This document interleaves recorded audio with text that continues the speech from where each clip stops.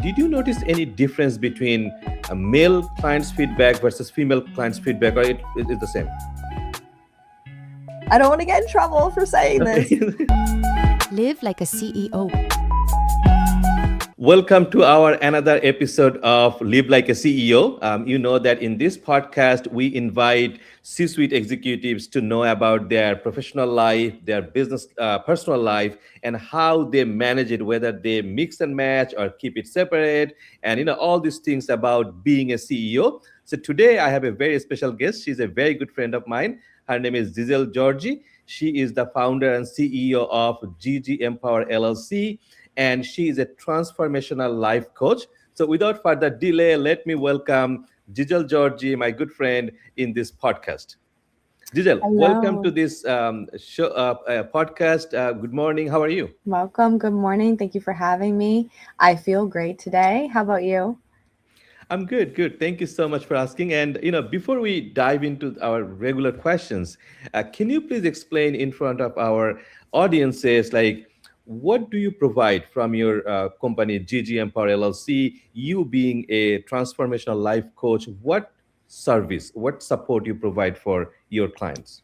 There are the modalities that I provide, and then there's the transformation that I provide, the results as, kind of separate things. So, regarding modalities, I am a transformational life coach, as you mentioned, and my modalities that I specialize in are somatic work, the healing arts, so creative expression used in a therapeutic context, as well as meditation and mindfulness.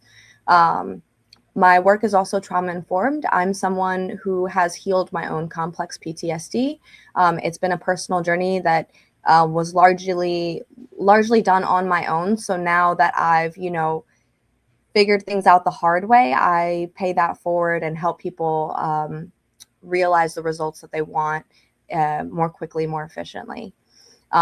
So the other modalities that I do within an events context are sound healing. So this is musical meditation, if you will. So I blend an ambient soothing instrumental with guided meditation to help people access a level of relaxation and rest that they may not otherwise be able to access.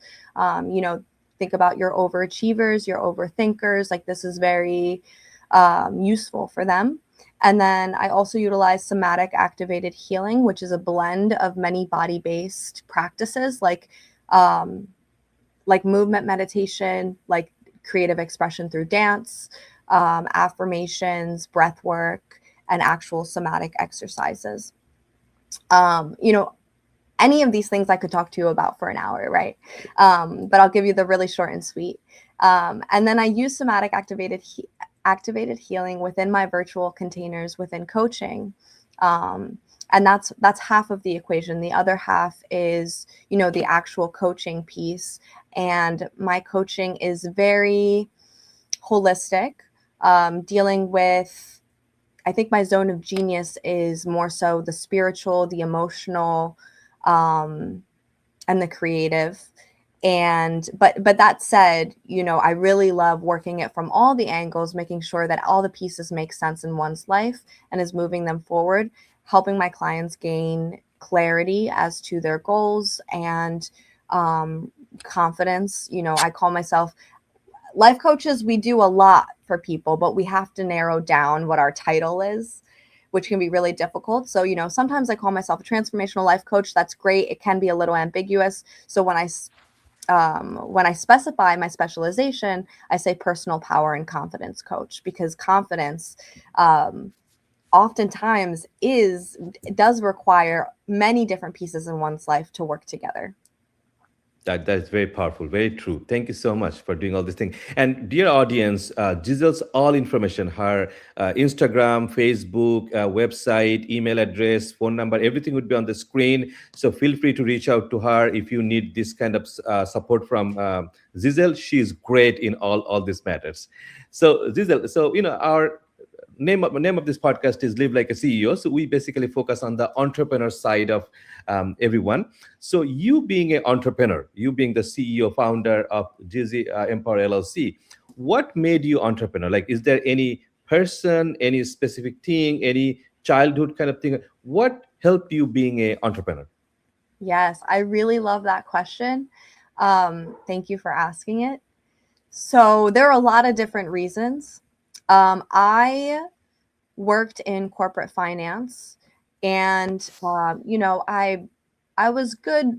I had a propensity for that stuff, which is why I went into it. But another big reason of why I went into it was because I knew that the pay and the quality of life regarding your finances was a little bit higher than the average. So that's why I went into that. But I quickly realized that financial rewards are not by themselves are not motivating enough.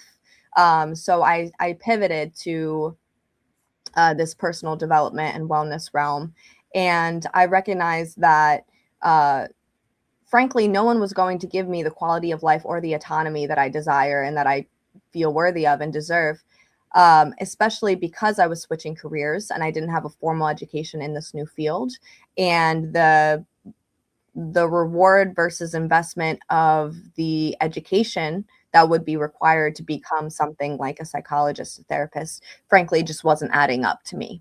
So, that was a reason. Another reason was I experienced personally a handful of bad managers. I think everyone has experienced a toxic work culture once or twice in their life. And our current labor market is frankly, I believe, is the wages are disproportionately low and unsustainable. So I looked at all of that and I just knew that cutting out the middleman would be to my advantage. Mhm. Yeah, and a lot of entrepreneurs they say that they never work for anybody. They started from the scratch. But you have a very unique experience. Like you worked for corporate America before in financial sector, and now you're an entrepreneur.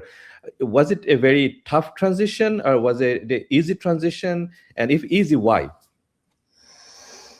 It definitely feels more true to who I am to be an entrepreneur than it does to have an imposed structure outside of myself. Mhm. So I feel that it is easier to be an entrepreneur in certain ways. You can really optimize your own natural energy cycles. So,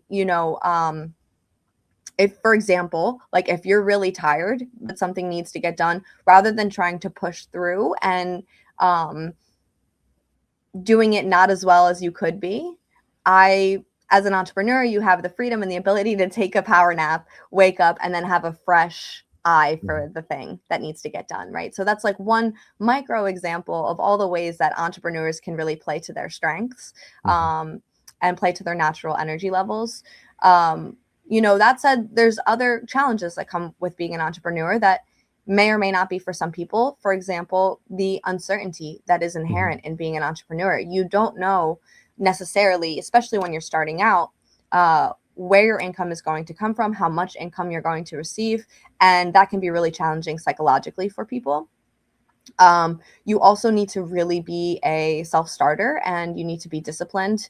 And you need to be clear that things are not going to get done unless you're the driving force behind it. So, being really determined, being persistent, again, being disciplined, all of these things, and also being willing to treat your growth and your development as a continuous daily effort.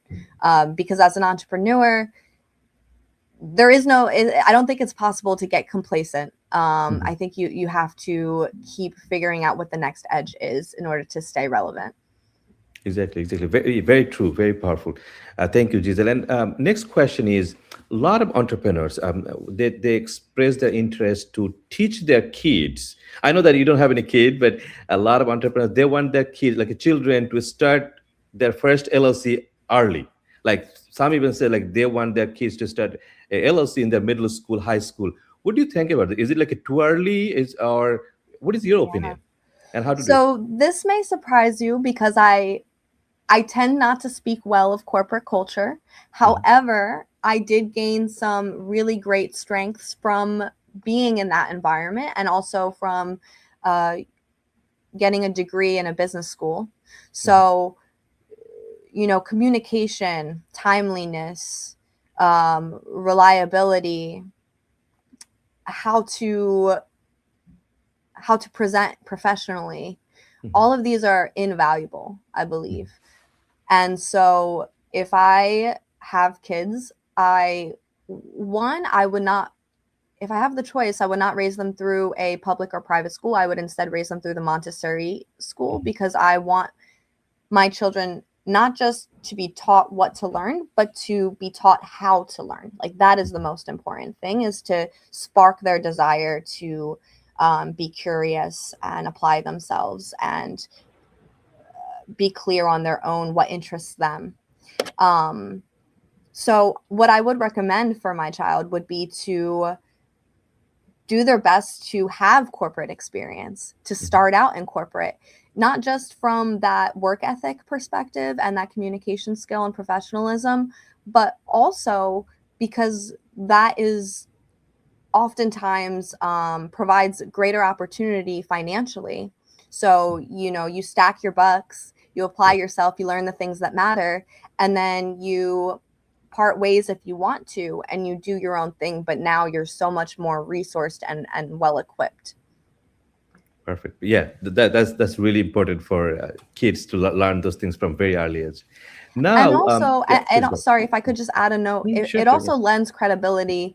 It's a, like, if I was as amazing of a coach as I am, but I had no corporate experience, people may not give me that first impression opportunity that Yes. maybe they would if I tell them. And it kind of sucks that the world is like this, Yeah. but if I tell them, hey, I went to a top business school, I have a degree in finance, I worked in corporate America for an international bank, I managed a portfolio of millions of dollars. When I say that, people's ears tend to perk up and they're like, this woman means business. What does she have to say?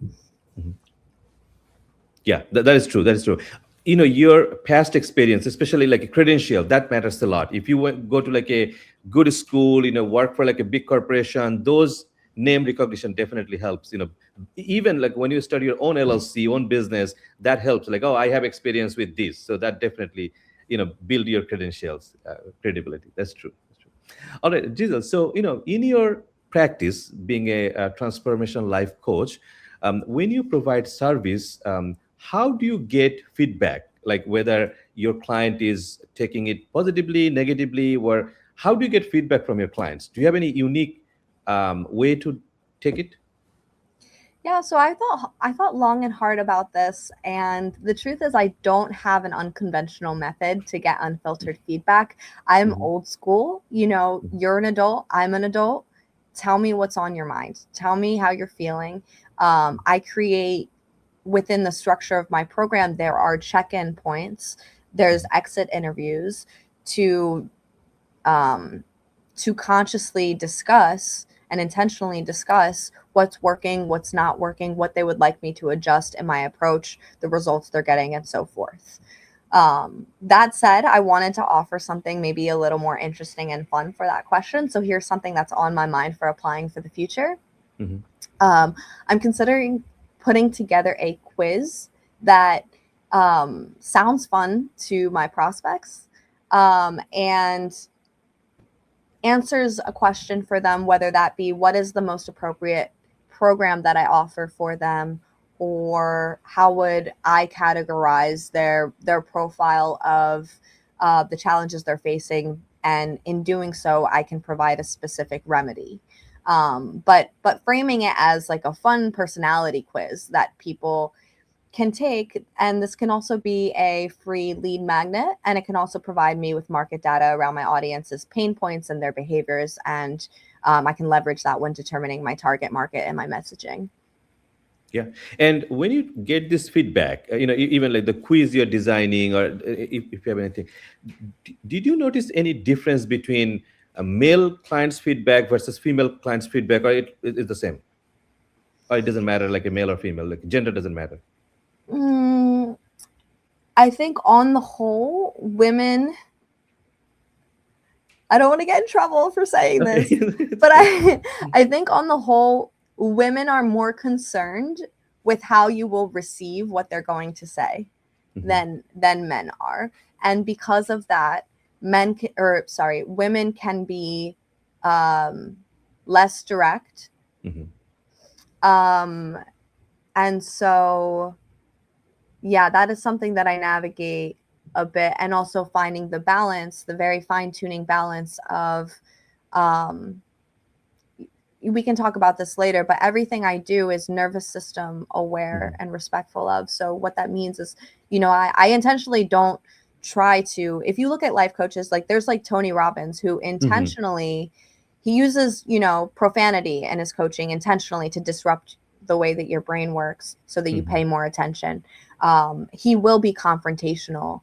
I tend to work on the softer side. I tend to really read someone's comfortability in that moment and not push them too far. So I keep that in mind when we're having those honest conversations. And when you get feedback, have you ever experienced like people actually say something, but they actually mean different thing, like they want different thing, but they express in a different way? And how do you understand what they actually want from you? Yeah, that's such a good question. So oftentimes the best thing you can do is ask really good questions and listen really well. Um, Believing that what they say they want is what they want, but sometimes there's more layers to it that you can uncover through your questions. And then from there, I will categorize their words, their framing and their phrases into emotional needs that are underlying these expressions. For example, like belonging, like security, like recognition. These are fundamental needs that humans have beyond the basic needs of, food, water, housing. My next question is, let's say one of your clients is not happy with you, with your service or anything. How do you manage the situation? How do you make him or her whole, you know, kind of thing? Yeah. So first, again, the importance of actively listening, acknowledging and connecting with where they are. Mhm. Accountability is a core part of who I am and the work that I do. So I hold myself accountable. Um, after hearing their concerns, I do a little bit of soul searching as to whether their requests are, or their feedback is aligned with my values and my ethics. And then if I feel that they have a point, I will make those adjustments to my business, to my process, and I'll inform them of those adjustments that I've made to let them know that they are valued. If I decide that it's not aligned, I will still kind of give them that, kind of close that loop of Mhm. conversation, of communication, and let them know, like, thank you so much for your feedback. Regardless of whether I agree or not, it is valuable. All feedback is valuable. Um, but I would probably be really honest with them if I had that level of established connection with them to say, this is why I disagree with you, and I won't be making any changes, but thank you regardless. And if it's like left field and I'm like, I completely disagree with this person, then it's not a match, and that's okay. And I send them Mhm. about their way, and I wish them well. Okay. Okay, yeah. Thank you. So, Zita, thank you very much for answering all these questions. So, we are kind of in the middle of the podcast. We'll take a very short break, and after that, we'll talk about your personal life and business life, those things. Dear audience, please do not go anywhere. Stay with us. We're going to take a 30-second short break, and we'll be right back. Live like a CEO. Starting a podcast or looking to make yours more powerful? Make sure it's heard, not lost in the noise. Managing recording, editing, publishing, and promotion can be overwhelming. That's where Kulna Technologies' 360-degree podcast service comes in. We handle everything from recording to producing to publishing, so your podcast always sounds top tier. You focus on the message, while we repurpose, stream, and promote it across every platform. Want a true 360-degree podcast service without the tech stress? Launch your podcast with Kulna Tech today and let your voice reach the world. Live like a CEO. Welcome back. We were talking with Giselle Georgi. She's a good friend of mine. She's the founder and CEO of GG Empower LLC. She is a transformational life coach. We are talking to her about her practice, her service, and how she gets feedback. Now we are going to talk about her personal life and business life kind of things. So, Giselle, is there any personal hobby that is not directly related to your business, but that helps you in your business? Yes. So I'm not sure whether you would consider this a hobby, but it is a discipline. Exercising and eating well are very important to me. I want to feel as clean and energized as possible. Um, and, it kind of eating well and exercising well, it's kind of like, well, I take myself seriously first, right? And then other Yeah. people can take me seriously. Mhm. And also, one thing that I've been doing the past couple of months that I really enjoy is I have a minimum of 10 minutes of both reading and writing um, in ways that are unrelated to the work that I do. It really jogs the brain. It helps you kind of reaffirm your personal voice. Mhm. And that is really useful then for writing copy, which is a big part of what I do. Perfect, perfect. And there's two groups of people. One is work-life balance. They try to keep their personal life and business life separate. And another group of people, they call it work-life harmony, meaning they kind of mix and match. So, which group you belong and why?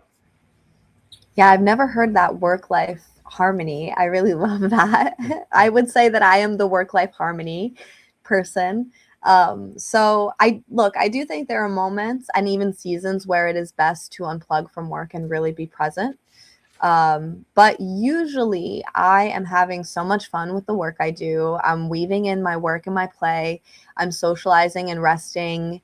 Um, Kind of in between the work things that I'm doing as opposed to having a consistent work schedule like a 9 to 5.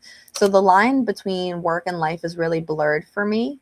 I would say that, my work and my personal life are deeply interwoven, and really in a lot of ways, as a life coach as well as a content creator, I am paid to be my most authentic self and a thought leader.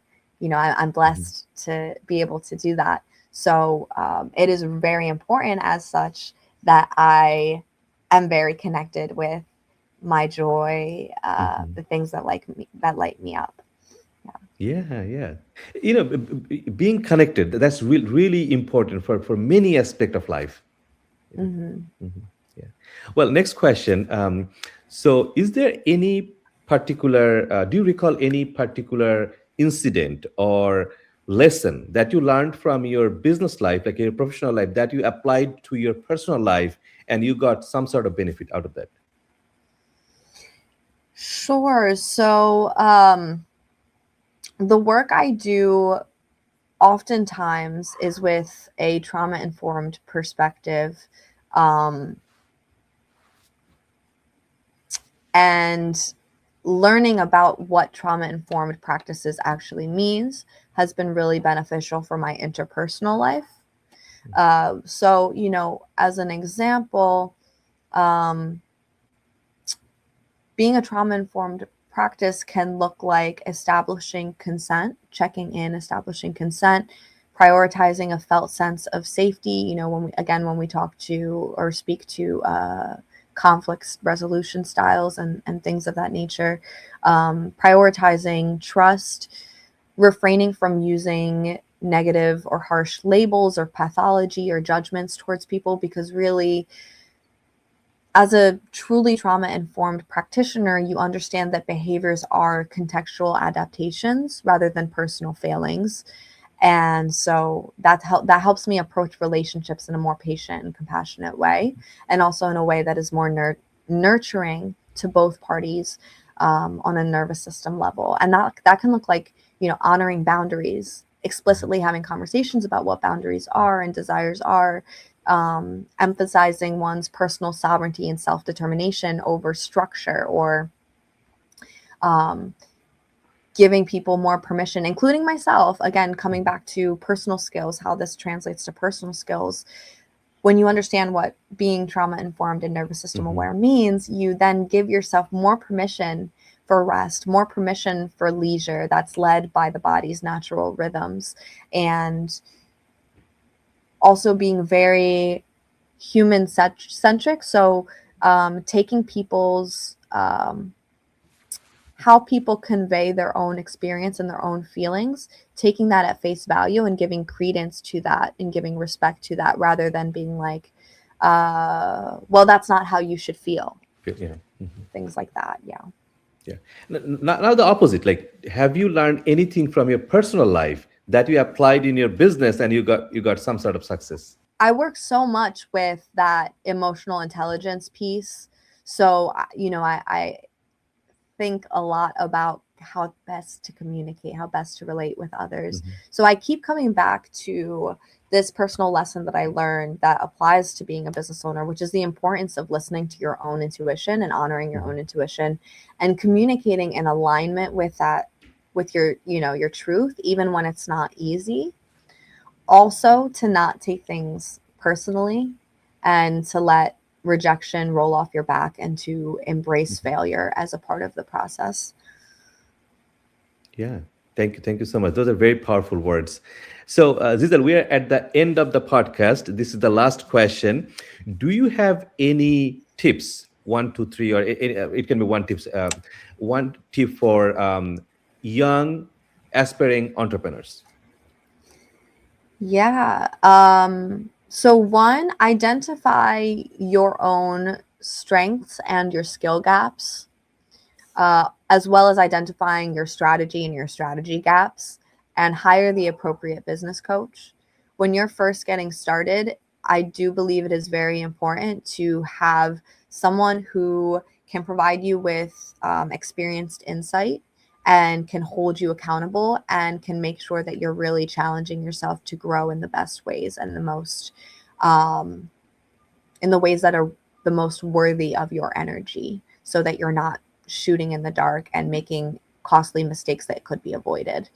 Another is to consistently find opportunities to speak, share, and present about the work that you do. You are excellent at that, Raju. I take a page out of your book for that one. And lastly, do not forget that having fun and resting is an important part of any successful person's life. Yeah. Thank you so much. Thank you, Giselle, for joining this morning. Thank you so much. Yeah, this was a joy. Thank you. Have a good one.